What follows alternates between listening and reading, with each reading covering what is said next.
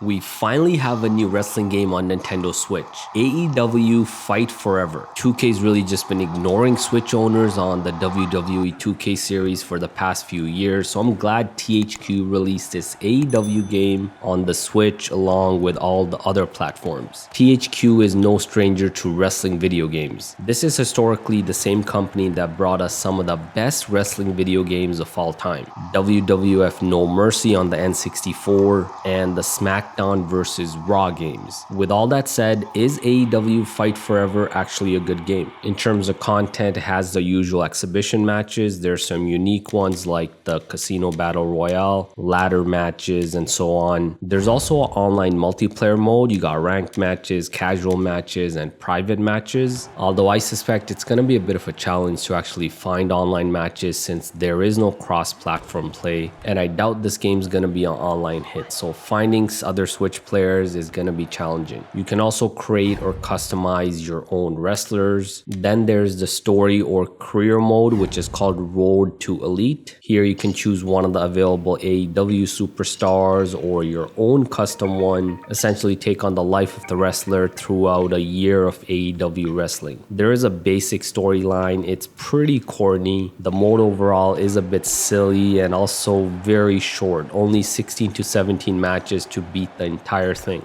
There's really no voice acting here. Most of it is just you're scrolling through text. There is some role-playing elements and some silly lifestyle things you do in between matches. Some of those can be mini games you do to earn bonuses. It's all pretty basic though, and a pretty bland career mode that gets boring and repetitive real fast. Let's just say the presentation is really awful. Presentation is key for wrestling games. You look forward to the wrestler entrances, the commentary, the backstage stuff, and all of those presentation elements are pretty bad in AEW Fight Forever. I've seen better presentation from 10-year-old wrestling games. The entrances are just short cutscenes. The wrestler doesn't even walk into the ring. There's no interactive element to it. You can't rush your opponent while he enters like with WWE 2K. It's all basically a 5-second cutscene. There's also no commentary. No commentary during matches. There are some basic pre-match and post-match announcements, but that's really it.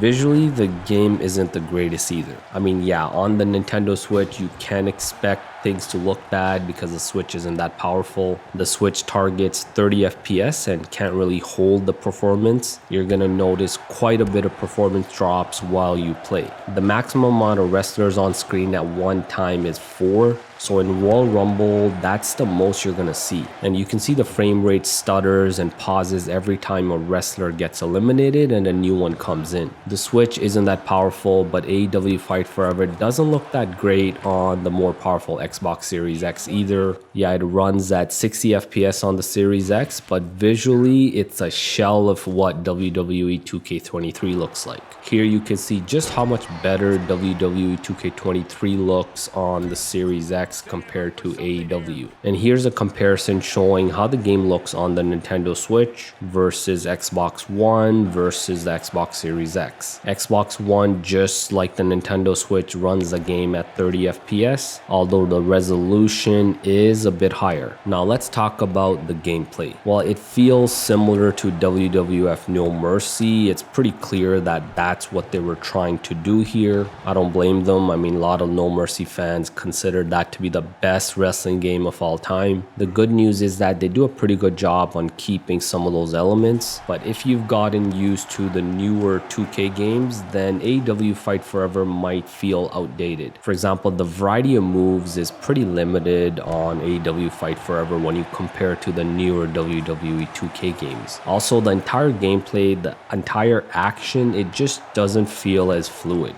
Overall, the gameplay is still enjoyable at times. Where the game really lacks is presentation. They should have bumped that up to 2023 levels. It just feels like it's stuck in the N64 days. Now, with all of that considered, I would give AEW Fight Forever on the Nintendo Switch a 6.5 out of 10. For the rest of the video, check out some more gameplay with the FPS counter shown. All the footage is captured on the Nintendo Switch. Here is your winner, Maxwell Jacob Friedman, NJF. A fantastic match we had tonight.